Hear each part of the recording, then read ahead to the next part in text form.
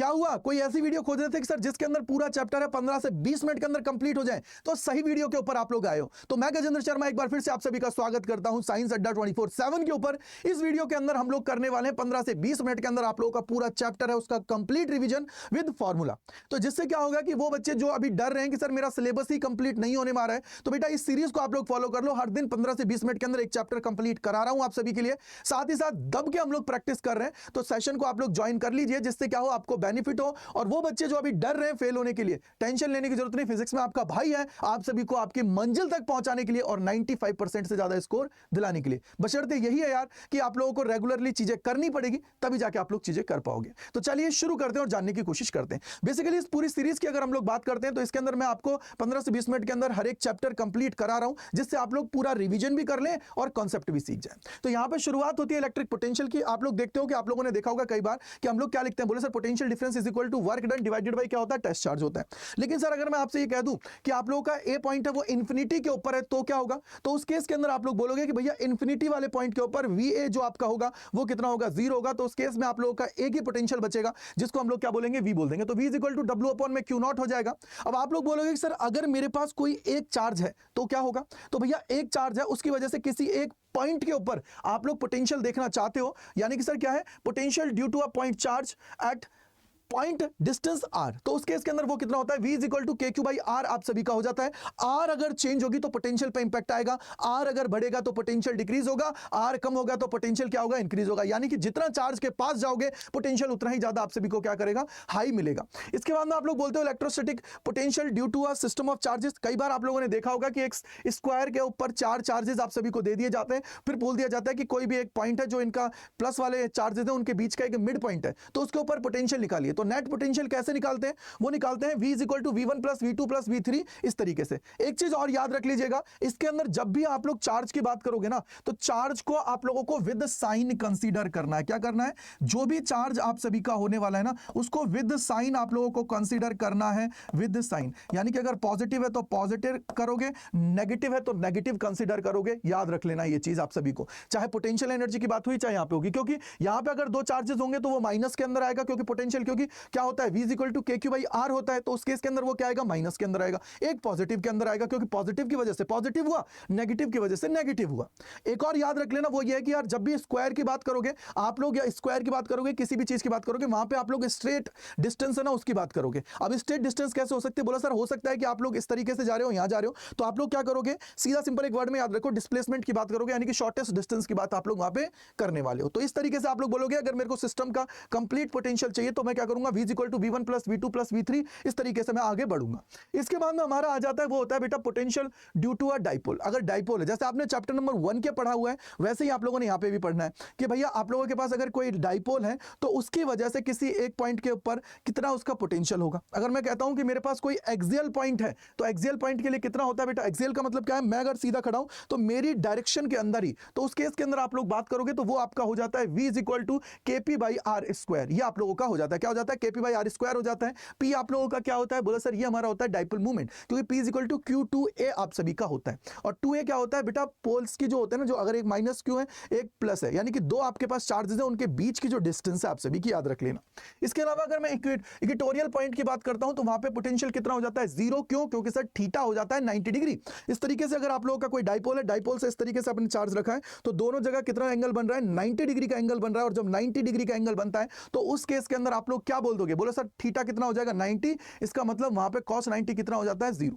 ठीक है बेटा। तो अगर मैं कोई कहता हूं कि अगर चलो ठीक है डाइपोल का ही केस है, अगर मैं कोई जर्नल पॉइंट ले लेता हूं, जर्नल पॉइंट का मतलब यह है किसी थीटा एंगल पे ले लेता हूं, ना तो वो 0 डिग्री है ना ही वो 90 डिग्री है, दोनों के बीच में कहीं भी ले लिया मैंने। अगर कहीं भी लोगे तो उस केस के अंदर आप लोगों का जो पोटेंशियल होता है वो होता है K P cos theta divided by R square होता है। तो आर स्क्वायर है, तो आपसे एक रिलेशन और पूछ सकता है, बताइए इलेक्ट्रिक फील्ड और पोटेंशियल के अंदर जो डाइपोल आप लोग यूज कर रहे हो तो उसमें वो किस तरीके से वेरी कर रहा है। तो वहां पे आप लोगों का क्या होता है, 1/r³ होता है, यहां पे क्या होता है, 1/r स्क्वायर होता है। तो ये दिमाग में आप लोगों को बिठा लेना, छोटे छोटे क्वेश्चंस हैं जो आप लोगों से पूछे जाते हैं, थोड़ा सा याद रखिएगा मेरे भाई।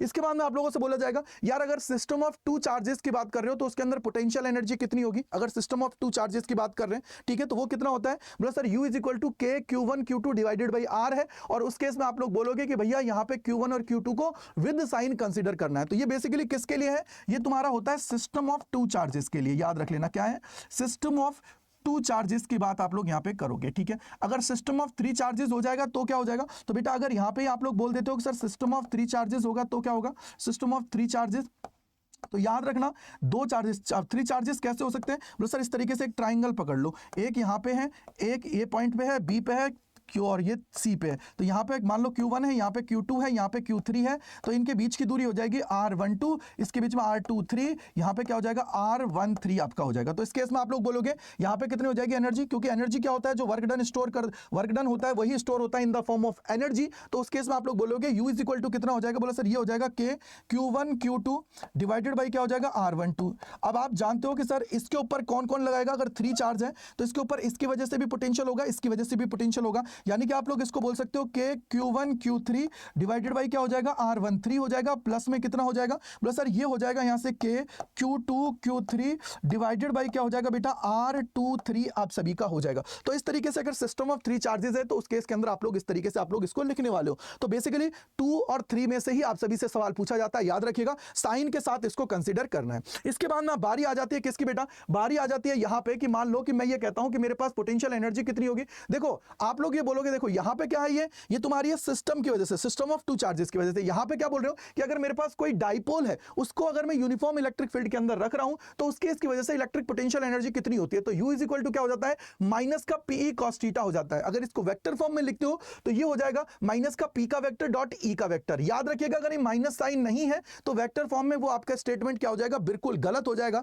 आप सभी को वहां पे क्या करना है बेटा, यहां पे आप लोगों का माइनस साइन होना जरूरी है। अगर यहीं पे आप लोग देखते हो तो टॉर्क क्या होता है, बोला सर PE sin थीटा है, तो टाउ का vector is equal to P का वेक्टर इनटू में E का वेक्टर आप सभी का हो जाता है। अब यहीं से एक निकल के आता है वो होता है शिफ्टिंग कॉन्सेप्ट। शिफ्टिंग कॉन्सेप्ट क्या होता है बेटा, यहां पे आपको पता है ना स्टेबल और अनस्टेबल कितने पे होता है, स्टेबल आप सभी का थीटा 0 डिग्री पे होता है तो एनर्जी कितनी हो जाएगी माइनस का PE। वहीं अगर मैं अनस्टेबल की बात करता हूं तो 180 डिग्री पे होता है और वहां पे क्या हो जाएगा प्लस का PE आप सभी का हो जाता है। यहीं पे एक शिफ्टिंग कॉन्सेप्ट आता है। शिफ्टिंग कॉन्सेप्ट क्या कहता है, शिफ्टिंग कॉन्सेप्ट कहता है कि यार मान लो θ1 से θ2 पे आप लोगों ने शिफ्टिंग की है तो उस केस के अंदर आप लोग का जो टोटल वर्क डन या बोलोगे एनर्जी जो होगी वो कितना हो जाएगा, PE cos θ1 माइनस cos θ2 आप सभी का हो जाता है। तो θ1 जनरली आप लोग जो स्टार्टिंग पॉइंट होता है ना उसी को कंसीडर करते हो और θ2 आप सभी का क्या होता है जहां पे आप लोग पहुंच रहे हो। कई बार वो बोल देगा स्टेबल से अनस्टेबल पे जाइए या इनिशियल पॉइंट 0 है, 0 से क्या करिए अनस्टेबल के ऊपर जाइए, तो वो भी आपको याद रख लेना।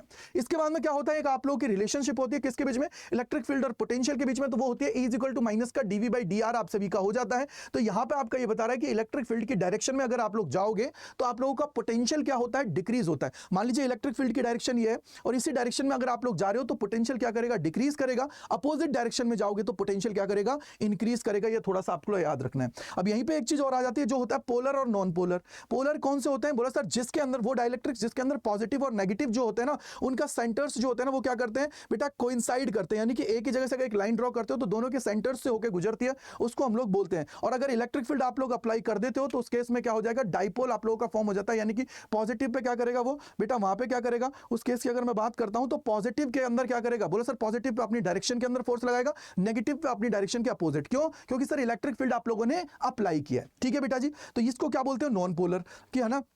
और जिसके सेंटर्स कोइंसाइड नहीं करते हैं और अगर आप लोग उसके अंदर क्या करते हो, इलेक्ट्रिक फील्ड अप्लाई करते हो तो उस केस के अंदर क्या हो जाएगा, उसके अंदर परमानेंट इलेक्ट्रिक डाइपोल मूवमेंट है वो आपका आ जाएगा, उसको हम लोग क्या बोलते हैं, पोलर डाइलेक्ट्रिक्स बोलते हैं। तो यहाँ पे नॉन पोलर और पोलर आप लोगों ने देख लिया। इसके बाद में आप लोग ये मान के चलिए कि यहाँ से अगर आप लोग आगे जाते हो तो फिर आप लोग जाते हो कैपेसिटर वाले पार्ट पे, यानी कि 2 पार्ट्स आपने कंप्लीट कर लिए। अब आता है कैपेसिटर। देखो कैपेसिटर क्या होता है, बोले सर 2 टर्मिनल डिवाइस होता है बेसिकली, और इसका काम क्या है, बोले सर ये क्या करता है, चार्ज को स्टोर करता है, एनर्जी को क्या करेगा, in the form of charge store कर लेगा अपने अंदर। अब कितनी वो स्टोर कर सकता है, उसकी जो एबिलिटी होती है ना उसको हम लोग क्या बोल देते हैं बेटा, कैपेसिटेंस। क्या होता है, the ability of capacitor to store charge is known as क्या हो जाएगा बेटा, capacitance. C is equal to क्या हो जाएगा, Q बाई V, क्योंकि Q इज इक्वल टू क्या होता है, C बाई V आप सभी का होता है। यूनिट क्या हो जाएगा, कुलम पर वोल्ट बोल सकते हो या फैराडे आप सभी इसको कह सकते हो। ठीक है मेरे भाई। अब सबसे बड़ी बात ये होती है कि अगर मैं कॉम्बिनेशंस की बात करूं तो 2 कॉम्बिनेशन होते हैं, एक होता है सीरीज कॉम्बिनेशन, एक होता है पैरेलल कॉम्बिनेशन। सीरीज कॉम्बिनेशन में क्या होता है, 1/c is equal to 1/c1 plus 1/c2 plus 1/c3।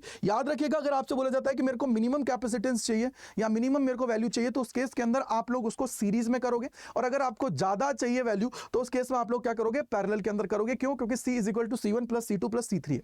ये क्या होता है, जो रेजिस्टेंस आप सभी का होता है ना, उसका जस्ट अपोजिट होता है जो भी आप सभी का रेजिस्टेंस है उसका। समझ में आ गया होगा। अब यहां से क्या होता है कि हमने ये देख लिया। अब इसके बाद में क्या आता है, बोला सर पैरेलल प्लेट कैपेसिटर क्या होता है, या अर्थ की बात करते हो तो अर्थ का कैपेसिटेंस कितना होता है, 711 माइक्रोफैराड आप सभी का होता है। उसको सॉल्व आप लोग कर सकते हो। वहीं अगर मैं पैरेलल प्लेट कैपेसिटर की बात करता हूं तो उस केस के अंदर आप लोग क्या बोलोगे, बोला सर पैरेलल प्लेट कैपेसिटर की बात की जाती है तो उसका कैपेसिटेंस कितना होता है। यहां पे दो कंडीशंस होती हैं जनरली, एक होता है पार्शियली फिल, एक होता है फुल्ली फिल। पार्शियली फिल का मतलब क्या है कि अगर आप लोगों ने डाइलेक्ट्रिक स्लैब को इंट्रोड्यूस किया है तो कंप्लीट उसका जो डी है ना उसके बराबर उसकी थिकनेस नहीं, तो ये क्या हो जाएगा, बोला सर ये हो जाएगा C is equal to epsilon not A divided by D minus T plus में T बाई K हो जाएगा। या फिर आप लोग क्या कर सकते हो, माइनस T कॉमन ले लो तो ये हो जाएगा epsilon not A D minus T 1 minus 1 upon K आप सभी का हो जाता है। ये होती है पार्शियली फिल की कंडीशन। जनरली वो आपको क्या करता है, पार्शियली फिल में भी फंसा देता है और आपको फुल्ली फिल में भी फंसा देता है। फुल्ली फिल में क्या होता है, डायरेक्ट K की वैल्यू दे देगा और बोल देगा कि ये कर लो भाई। देखो अब ये फुल्ली फिल में क्या होता है, बोलो sir C is equal to K epsilon not A by D आपका हो जाता है। K क्या होता है, डाइलेक्ट्रिक कांस्टेंट होता है। अब यहाँ पे क्या होता है, कल को वो हो सकता है तुम्हें बोल दे कि भैया मेटल को इंट्रोड्यूस कर दो तो क्या होगा, तो मेटल के केस में याद रखिएगा ये आप लोग यहाँ पे करोगे तो K क्या हो जाता है, इनफाइनाइट हो जाती है। तो C इज इक्वल टू कितना हो जाएगा, बोलो sir epsilon not A D minus T। ये किस केस में हो जाता है, मेटल्स के केस की बात आप लोग यहाँ पे कर रहे हो, मेटल्स की बात आप लोग यहाँ पे कर रहे हो। तीसरा ये होता है कि भैया एनर्जी स्टोर्ड कितनी होती है, तो एनर्जी स्टोर कितनी होती है, अगर एनर्जी स्टोर की मैं अगर बात यहाँ पे करता हूँ तो एनर्जी स्टोर कितनी हो जाती है, एनर्जी स्टोर्ड की अगर मैं बात करता हूँ कितनी होती है, बोलो सर ये हो जाती है हाफ CV स्क्वायर आप सभी का। इसको अलग अलग आप लोग ट्राई कर सकते हो, कोई दिक्कत की बात नहीं। हाफ CV स्क्वायर आप सभी का हो जाता है। यहाँ पे होता है कि भैया एनर्जी डेंसिटी की बात कर रहे हो, यानी कि सर अगर उसको देखोगे तो एनर्जी पर यूनिट वॉल्यूम है वो कितना हो जाता है 1/2 एप्सिलॉन नॉट और E का स्क्वायर बोल दीजिए, तो वहां पे आप लोग उसको सॉल्व कर सकते हो। तो इस तरीके से ये पूरा चैप्टर है जिसको मैंने आप लोगों को कंप्लीट रिवाइज करा दिया है, जिससे आप लोग ये मान के चलिए लास्ट में जो आपका रिवीजन होता है उसको कंप्लीट कर पाएंगे।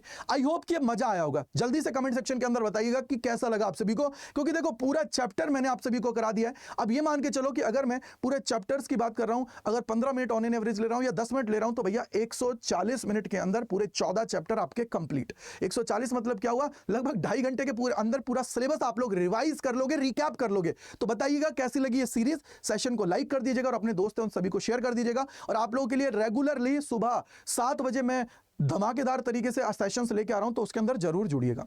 अब यहां पे अगर कोई डाउट है, कोई परेशानी है, तो gajendra.kumar@adda247.com पे आप लोग मुझे मेल कर देंगे। तो आप सभी का बहुत बहुत शुक्रिया आपके भाई के साथ जुड़ने के लिए साइंस अड्डा 24/7 के ऊपर। Thank you and bye bye to all. God bless you सभी को।